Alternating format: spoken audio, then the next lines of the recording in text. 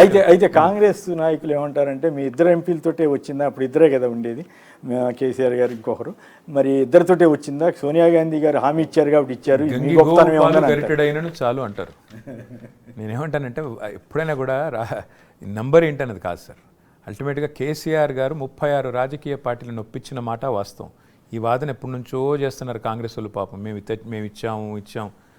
అప్పుడు నేను అంటాను సార్, మరి అట్లా ఆ మాటకు వస్తే కొద్దిగా చిరాకు అనిపించినా కూడా భారతదేశానికి స్వాతంత్రం తెచ్చింది పోరాట యోధులు గాంధీ గారు, నెహ్రూ గారు, ఇంకా చాలామంది పెద్దలు, బోస్ గారు, ఇంకా చాలామంది. ఇచ్చింది మేము అని బ్రిటిష్ వాళ్ళంటే నికృష్టంగా ఉంటుంది.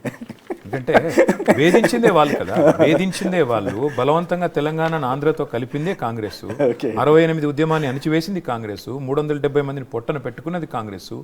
ఇచ్చిన మాట తప్పింది కాంగ్రెస్. తెలంగాణకు అడుగడుగున దగా చేసింది కాంగ్రెస్. 6.5 అంటే ఇప్పుడు మీకు ప్రధాన ప్రత్యర్థిగా ఉంది కాబట్టి ఇట్లా మాట్లాడుతున్నారా? ఒకప్పుడు అదే కాంగ్రెస్ని మీరు పొగిడారు, సోనియా గాంధీని పొగిడారు కదా. అదే చెప్తున్నాను సార్. నేను ఈ రోజు కాదండి, నేనైతే ఈ రోజు కాదు, చిన్నప్పటి నుంచి నేను మొదటి నుంచి బలమైన నా నమ్మకం ఏంటంటే ఈ దేశంలో ఉండే సకల దరిద్రాలకు కారణం కాంగ్రెస్ అని. ఈ రోజు కాదు మరి అట్లా ఇప్పుడు అదే కాంగ్రెస్ నేషనల్ ఆల్టర్నేటివ్ ఏదని చెప్తారు మరి? ఎందుకు ఉండదండి నేషనల్ ఆల్టర్నేటివ్ అంటే? అసలు నేషనల్ పార్టీ ఉంటేనా ఈ దేశంలో? ఏ ఒక్క పార్టీ సర్వస్వతంత్రంగా ఈ దేశంలో అధికారంలోకి వచ్చే పరిస్థితి కనుచూపు మేరలో లేదు. భవిష్యత్తు బీజేపీ వచ్చింది కదా, 2 సార్లు వచ్చింది, ఇప్పుడు 3వ పోయింది కదా. కొద్దిగా కాదు, 33 సీట్లు తక్కువ వచ్చినాయి.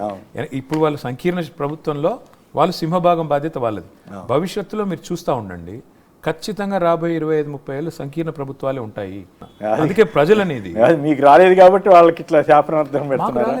మీరు చెప్పండి, మీకు ఎందుకు రాలేదు చెప్పండి. మరి మీరు ఎంత తెలంగాణ ఉద్యమం, తెలంగాణ పెద్ద ఫోర్స్, ఇప్పటికీ తెలంగాణ ఆత్మ అని చెప్తారు కదా, మరి 8 ఒక్క సీటు కూడా పార్లమెంట్లో ఎందుకు తెచ్చుకోలేదు? ఒకటే కారణం, దేశంలో జరుగుతున్న మత రాజకీయాలు ఏవైతే ఉన్నాయో, దేశంలో మతం ఆధారంగా, మతం కేంద్రంగా, మతమే కేంద్ర బిందువుగా జరుగుతున్న రాజకీయాల్లో ఈ దేశ వ్యవస్థ మొత్తంగానే చీలిపోయింది నెట్టినలో. దానికి మీకు చిన్న ఉదాహరణ, మొన్న 543 సీట్లకు ఎన్నికలు జరిగినాయి లోక్సభ.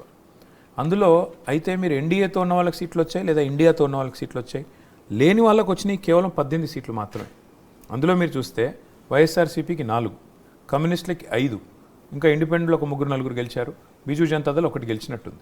శిరోమణి అకాలీదళకు 0, 90 ఏళ్ల పార్టీ. బీఎస్పీ మాయావతి గారి పార్టీకి 0, బిజు జనతాదళ్ కూడా 1 సీటు రాలేదు, 0. బీఆర్ఎస్కు 0. అట్లా చూసుకుంటే దేశంలో ఒక అసాధారణమైన పరిస్థితిలో జరిగిన, పోలరైజ్డ్ వాతావరణంలో జరిగిన ఎన్నిక తప్ప ఇంకోటి కాదు. మరి ఎట్లా మీ క్యాడర్లో ఆ కాన్ఫిడెన్స్ మళ్ళీ వస్తుందా? మీరు బీజేపీ ముందుకెళ్తుందేమో అని ఒక 27 చూస్తారు కదా. 27 మా క్యాడర్ అదే కొలమానం. మా క్యాడర్ బలం ఏంటి, ఇవాళ తెలంగాణ ఏం కోరుకుంటోంది? బీజేపీ నో మోర్ మీకు ఆల్టర్నేటివ్ కాదంటారు. ఇవాళ చెప్తున్నాను, మీరు గుర్తుపెట్టుకోండి, భారతీయ జనతా పార్టీ తెలంగాణలో సింగిల్ డిజిట్ దాటదు. 3 ఎన్నికల్లో ఇప్పటివరకు సింగిల్ డిజిట్ దాటలేదు, రేపు కూడా దాట. కేవలం మోడీ మాయ వల్ల పార్లమెంట్లో గెలిచారు, పోలరైజ్డ్ వాతావరణంలో జరిగిన ఎన్నికల్లో గెలిచారు తప్ప వాపును చూసి బల్పని బీజేపీ అనుకుంటే అది వాళ్ళ ప్రారంభం. ఏం చేయాలి? కాంగ్రెస్ పార్టీ మాది T20 మోడల్ అని రేవంత్ రెడ్డి గారు అంటున్నారు. అది 420 మోడల్ అండి, తప్పు చెప్పారు. అయ్యో, 420 హామీలు ఇచ్చారు. నేను ఏదో పనిగడ్డు చిట్టిసినట్టు ఉంది. 420 హామీలు ఇచ్చారు, 420 హామీలు డిక్లరేషన్ల రూపంలో ఇచ్చారు. ఇచ్చి అరిచేతిలో వైకుంఠం చూపెట్టి ఒక ఆశల పల్లకి నిర్మాణం చేసి ఎంత ఆశ పెట్టారండి ప్రజలకి. కేసీఆర్ గారు 10,000 ఇస్తే మేము 15,000 ఇస్తాం. కేసీఆర్ గారు ₹1,00,000 పెళ్లికి ఇస్తే మేము తులం బంగారం ఇస్తాం. కేసీఆర్ గారు 2,000 పెన్షన్ ఇస్తే మేము 4,000 ఇస్తాం. కేసీఆర్ గారు ఇంట్లో ఒకరికి ఇస్తే మేము 2 ఇస్తాం. డిసెంబర్ 9 నాడే 2 లక్షల రుణం మాఫీ, వచ్చే సంవత్సరంలో 2 లక్షల ఉద్యోగాలు ఇస్తామని చెప్పి ఊదరగొట్టి సమాజంలోని ప్రతి వర్గాన్ని ప్రభావితం చేసే విధంగా దుష్ప్రచారం చేసి గెలిచారు తప్ప 100 రోజులు అన్నారు. 500 రోజులు అయిపోయింది. ఎన్ని హామీలు అమలయ్యాయి? కొన్ని అయితే చేశారు కదా, ఫ్రీ బస్ అని, తర్వాత రుణమాఫీలో కొంత భాగం, ప్రజలేమో ఫ్రీ బస్సు కొంత, ఇట్లా కొన్ని చేసినట్టు. అదే సార్, ప్రజలేమో ఫ్రీ బస్సు, నాయకులేమో గాలి మోటార్లు. ఏమంటున్నా అంటే ఈ గాలి మోటార్ల విన్యాసాలు ఎక్కువ రోజులు నడవు.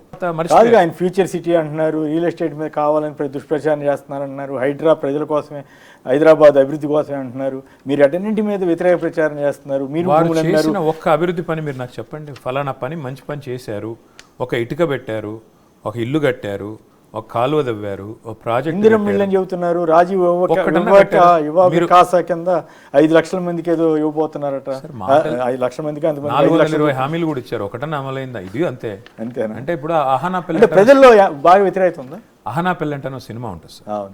అందులో కోటా శ్రీనివాసరావు గారు వాళ్ళ ఇంటికి ఎవరినో భోజనాన్ని పిలుస్తారు. పిలిచినాక ఆయన అంటాడు, ఏం తింటారంటే చికెన్ తింటానంటాడు.